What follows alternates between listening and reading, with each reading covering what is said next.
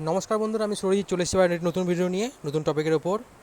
তো আজকে যে বিষয়টি নিয়ে আলোচনা করব সেটি হলো আমার বাজিশ পাখির সেটআপটি কত পেয়ারে রেডি করেছি। তো যারা ভিডিওতে নতুন, যদি ভিডিওটি ভালো লাগে অবশ্যই লাইক শেয়ার সাবস্ক্রাইব করবেন, পাশে থাকবেন, দেখতে থাকবেন SM পেটস ওয়ার্ল্ড। তো বন্ধুরা, কত কী পেয়ার আজ রেডি করলাম সেটি আজ আমার সাথে শেয়ার করব। তো চলুন ভিডিওটা শুরু করা যাক।